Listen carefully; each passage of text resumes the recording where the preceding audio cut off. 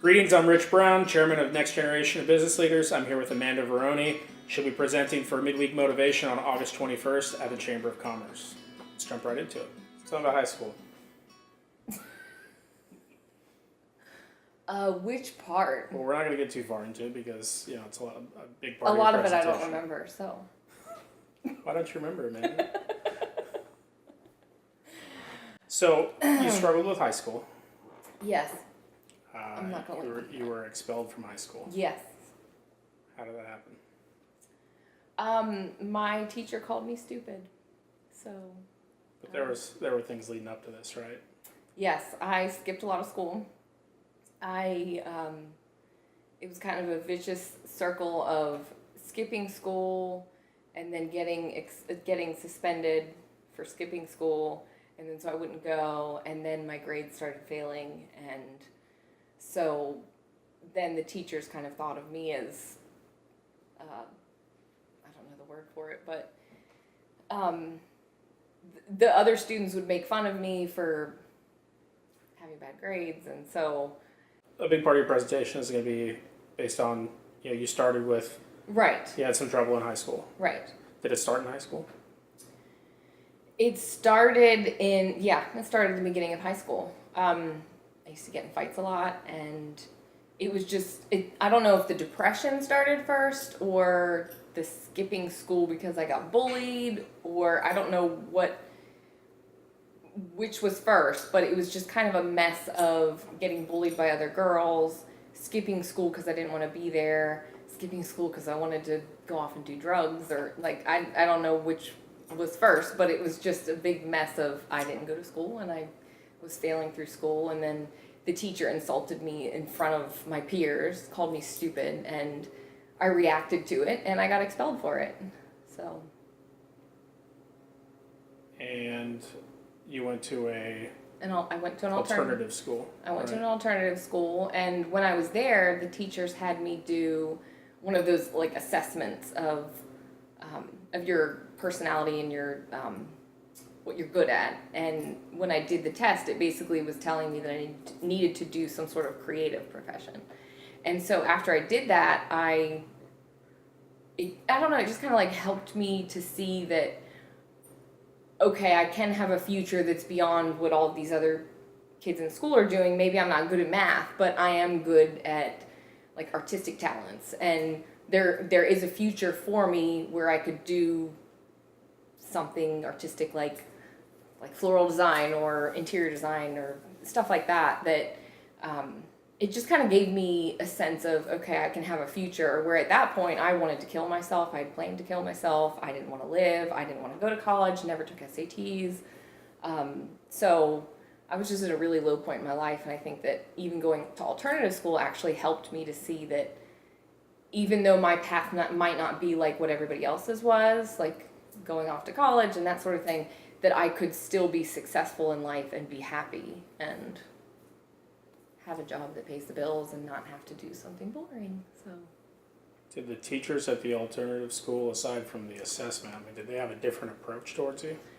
they did. They treated me, they were able to see past the anger that I had towards authority, I guess you could say, and towards the teachers, and they were able to take my strengths and help me use my strengths to my advantage. And I don't know, they respected me, and they treated me well, and they were kind to me, and if I had trouble getting up that morning because I was up all night feeling depressed, they didn't say anything about it. They just let me come in whenever I wanted to be there. And so I wouldn't say that they coddled me, but I think that they helped me to work through it in my own way and on my own time, and that was helpful to me. So I don't know much about alternative schooling, but it almost sounds like you're describing a row model. In business, a row model is a results-only work environment. And so there's not a lot of structure. You don't necessarily have to be there at any given time, right, so long as your projects are getting turned in on time. And that's how it was. It was just show up when you can, do the work at your own pace, and that's all that mattered. Whereas when I was in regular public school, it was more so like, okay, if you fail this test, then you're an idiot. And so in alternative school, it was more so about like, okay, well, this is your strength, let's focus on that. And I don't know, they were just more helpful in helping me figure out what I was good at. So Autonomy. do what? You benefited from autonomy. So creatives, almost all the time, they want autonomy, mastery, and purpose. If you want to motivate creatives within your industry, you give them those three things and they typically excel. Huh. They want to be left alone to work on their project. They want to have the, to be able to develop the skills that they think they need to do their projects and their creative skill. And they want to feel like they have purpose in it. And that's what worked. I didn't know that, but that's how I am. Right on. Yep. You ended up going to college. Yes. I didn't originally want to go to college because, I thought I was going to kill myself. So. Minor issue. Was this right after the alternative Well, I had, while I was a junior in high school, that's when I got the job working at the grocery store flower shop. And it was just because my friend worked there and I was total tomboy. So I thought, like, this is not going to be my thing. And so, so I started working there. And while I was working there, I started to see that, okay, I can do something in my life that has purpose and that I enjoy and that I can be creative and I don't have to do kind of the standard inside the box thing in order to have a successful and happy life. I could just do what I love to do and have purpose and enjoy my life and make money to pay the bills. So it was while I was working there that I then started to think about, okay, what if I go to college? What would I go to college for? Something creative? So then that's when I applied to the art school at JMU and I got in. So, yeah. You did well there, I assume?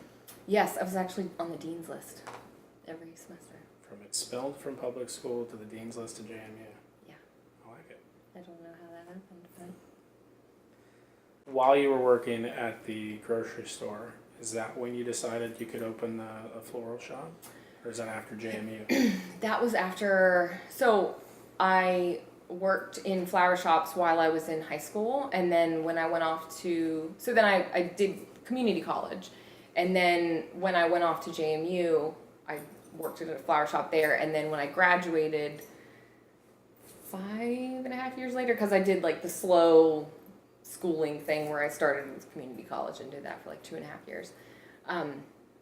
And then, so when I graduated and I came home and I tried to get a job in what I went to school for, nobody was building anything in that time, and my degree was in interior design. And so nobody was designing anything because nobody was building anything. It was the time when the economy tanked. But so I didn't know what I was going to do, and I started to actually get depressed again because I'm like, well, what am I going to do?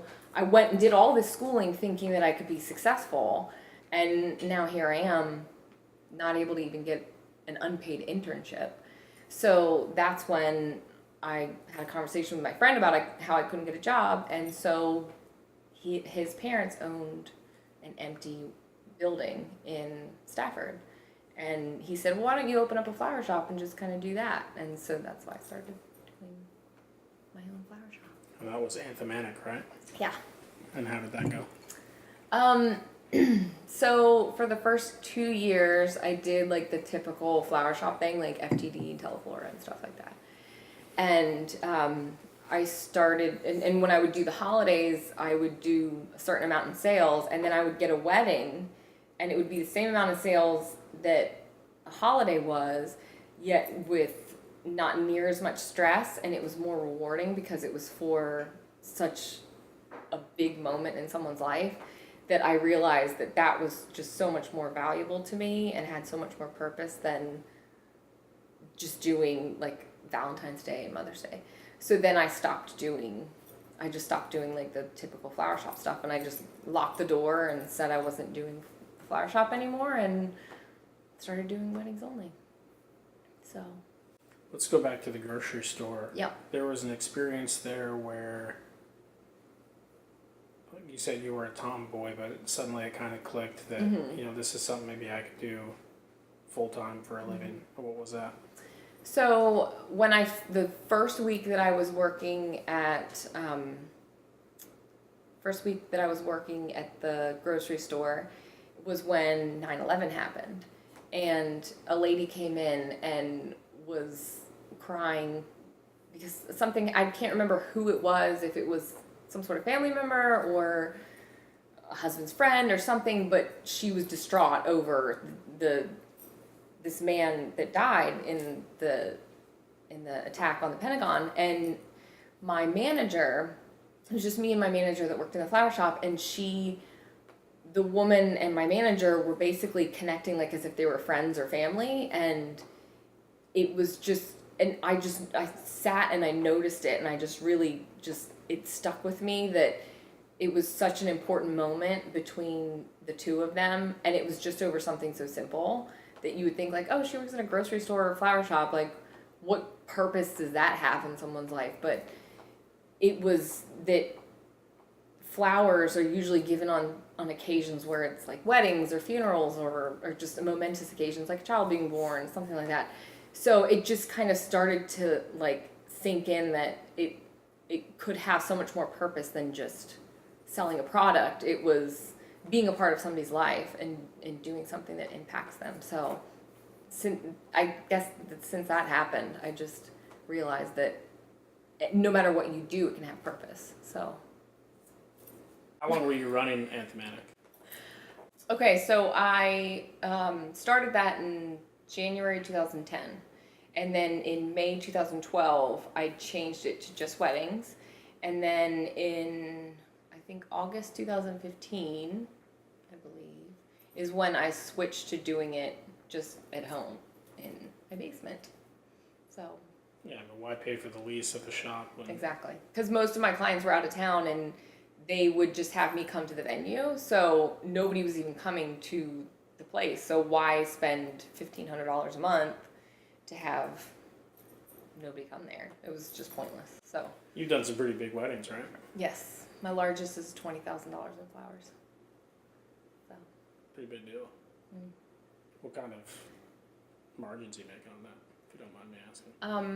Well, say I buy a flower at $1, I mark it up and sell it for about $4.50. So on $20,000. Not bad. Do the math. I'll do the math because you suck at it. Yeah. I'm good at creating them, but and I know what my markup is, but when it comes to everything else, no. So do you run all of your operations yourself? Is somebody else doing your Yes, and I'm terrible at it. No.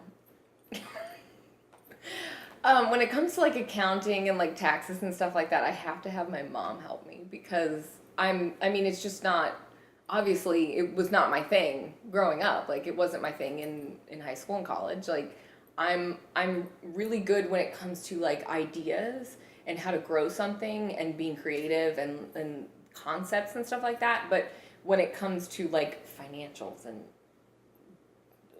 no. I just can't. It's just not my thing, so I pass it off to someone else. And I think that when you're a business owner, you just kind of have to do that. Like, if that's not your thing, you have somebody else do it so they can do it well, and I'll focus on the thing that I'm good at. So, what are you most proud of? I guess I would say instead of letting the stuff that I went through emotionally as a teenager affect my outcome and letting other people dictate and tell me what I could and couldn't do. I'm most proud of basically saying, screw you, go to hell, because I can do whatever I feel I'm capable of, and I feel like that's what I'm most proud of, is just not listening to naysayers and taking any situation that I've had along the way that could have basically made me stop what I was doing and just taken that energy and use that as fuel to do something better with myself and follow my dreams how I want to do. So at some point after you started just doing weddings for yourself, you decided that there might be other ways to kind of grow the business, and one of those is through an app called Proposey. Yes. Tell me about Proposey. So, wedding florists have a very unique and detailed way that they price flowers, the way that they write proposals, the way that they order. And so I wanted to take that whole system and make it simplified. I had a system of like spreadsheets that I use, and I thought, well, there's got to be a better way than spreadsheets. Like, come on. So my brother-in-law just so happens to build software, and so I was like, hey, can you come up with this software that I need for basically this is what I need it to do. Can you create this? And so he did, and over the past 2 years, it's slowly been created, but that's where that came from, was kind of thinking of there's got to be a better way to do this, and one day I'm not going to be able to do what I do now, the floral design. What can I do to kind of branch out and put my eggs in different baskets? And one of those things was coming up with Proposey and offering that to florists in English-speaking countries. I have people in Australia that use it, and England. So it's pretty awesome. How does the software work? So what it does is you enter a client's information, then you enter a recipe for like a centerpiece or a bridal bouquet. And what it does is it takes the recipe and it creates the sentences from your recipe to then write your proposal to send to the client. And then the client can approve or deny the proposal. And then it takes that same recipe and writes your wholesale order. And it could be everything from like ribbon, vases, all the items that you need, even the supplies, and it basically spits out the wholesale order form. So it takes the recipe, writes your proposal in your wholesale order form, instead of you having to write those things on your own, like a lot of florists do it by hand, and it just takes that whole process and all you do is write the recipe, and it does everything else for you. So that's what it is. So if we're talking about a time exchange, it would typically take a florist how long to do this? Probably the life cycle of a wedding, it could take 7-8 hours to do all this kind of stuff. It's silly how long it takes. And all you do is write the recipes, and that could take 30 minutes. So it saves a lot of time. Yeah. You could essentially do 3 or 4 times as much business, right? Yep. Right on. So it's pretty amazing. What keeps you up at night? Emails. Okay, you want a real answer. Just ideas and thinking about what I can do in the future to better myself and my business. It's a really cheesy answer, but... So one of the issues that a lot of creatives deal with is being the proprietor, so to speak. If something were to happen to you for whatever reason, I'd be screwed. You're in big trouble. Yeah. Right. Yep. Have you started trying to grow the business? Well, teach people to do what you do, and yeah, I think that's part of why I decided to come up with that Proposey Florist software, was because I was thinking, okay, well, I need to be able to kind of automate my systems and how I do everything. And that was kind of one of those things. It just kind of came from that, like thinking, okay, how can I make it to where the girls that work for me can do it on their own? And that's where that idea came from. So I love it. So we talked about Proposey, we talked about Anthematic. When did you start making tutorial videos? A few years ago. Are they all online now? Can people find them? Yes, I might have hidden them because because I wanted to make better ones. So the instructional videos that I have coming out soon, they're basically, it's kind of the start of what I want to be a series of videos where, like, flower wall, how to design flower wall, and then walking them through how to design like a flower ceremony backdrop and a bridal bouquet, stuff like that. Like, I go through each thing and then I give them instructions on how to do each thing and talk them through everything, talk them through pricing, the back end business stuff. Where are you hosting them? What platform are they on? Haven't gotten that far. I'm one of those like crazy, weird, creative types that has these ideas, but I really don't know how to bring them to fruition. Like, see, I'm the opposite. I start creating something, and I may get 75% of the way through it, and as soon as I realize, like, I know exactly how this is going to look and be when I'm done with it, I'm like, okay, I don't need to finish it. I'll move on to the next thing. Working primarily in the wedding industry, you don't do a lot of funerals and that kind of thing anymore, right? No. So that can be pretty seasonal.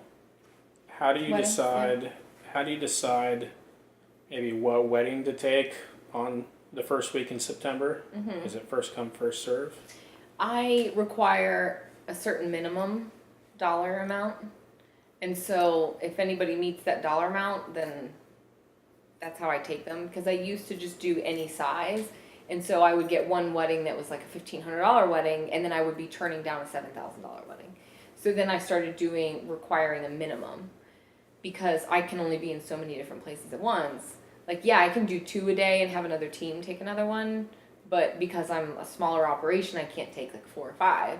So then I started doing the minimum requirement of $5,000, and so then I can take 2 a day, and I do take smaller package orders now, but I can have somebody else deliver those, so.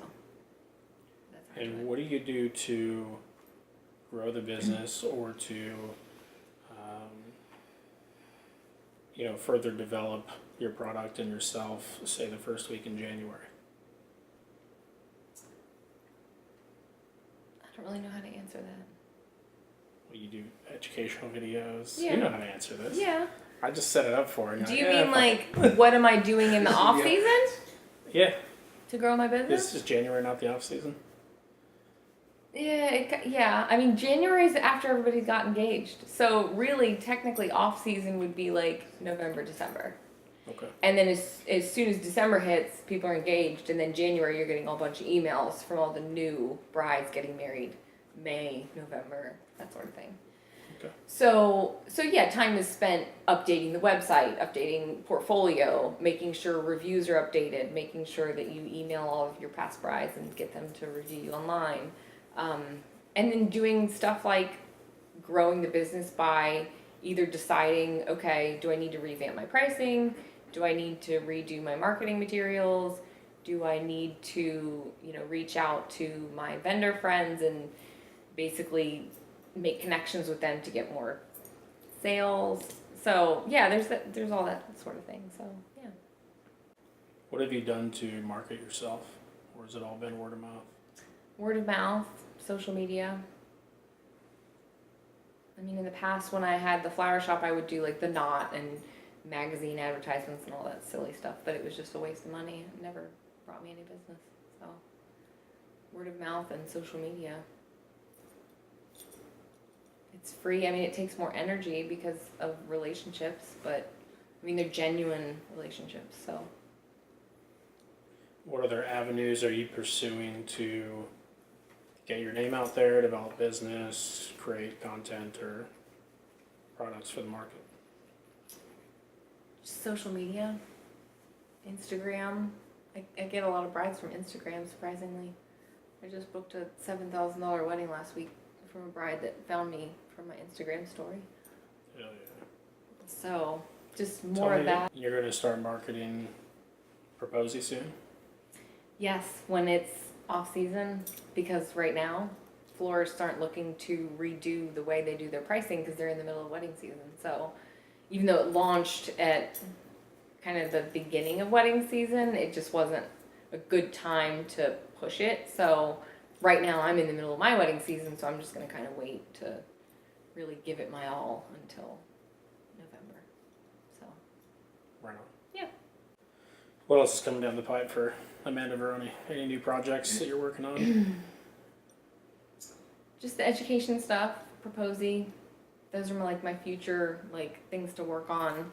And then just kind of growing the following, growing my email list to get the word out there about Proposey and the education stuff. And then, because I used to do education like in person coaching and workshops and stuff like that, but there are other people throughout the country that can't make it to my workshops, so that's why I started doing them online. But so there's that, and just growing the business, getting larger weddings,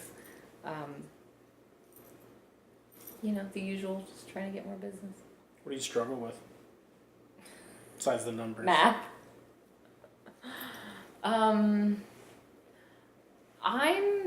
My strong suit is not logistics. I'm more of like a work at my own pace, creative person. So like when I get an inspiration about a wedding, it's like when it happens that I do it. Like coming up with their flower board, for example. I can sit there and think about it, but it's kind of one of those things where until I'm inspired and get like ideas about it, that's when I really sit down and do it. But I think that's really my only struggle. But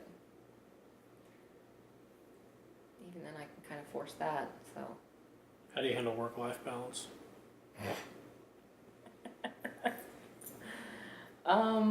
It's difficult because I have a toddler and I work from home and I have him most of the time. So it is difficult, but somehow I manage it. So You're probably the opposite from me. I don't get enough time with my daughter. You're like, I need some time to work on my business. I'm like, I need to do this video thing somebody. But yeah, I mean, I have girls that come and help me, or he'll go to his Nana sometimes, but for the most part, like I'm answering emails while he's playing next to me with Paw Patrol. So Very well. yeah, it's difficult, but it's worth it because it pays the bills, and I'm a single mom and I have a house and I take care of him. And it sucks doing that while he's playing because I want to be playing with him or taking care of him, but I mean I do take care of him, but So you're going to be presenting for Next Generation of Business Leaders at the Chamber of Commerce on August 21st yeah. at noon. Just so you're aware where you Thank need you. to be. Yeah. I'm gonna put that on my calendar. You want to give us an idea about what you're going to be presenting on? Well, I basically just want to talk about how I came from my teenage years of depression and flirting with suicide, and how I basically I'd say I turned my life around and was able to find my strengths and turn it around to then grow a business and own a business that works in a way that uses my strengths, and I'm able to be a single mother and stay at home with my son and make a good income, and I think that's, I don't know, I just think that's a powerful thing to share with everyone. I like it. I'll see you there. Thank you for your time.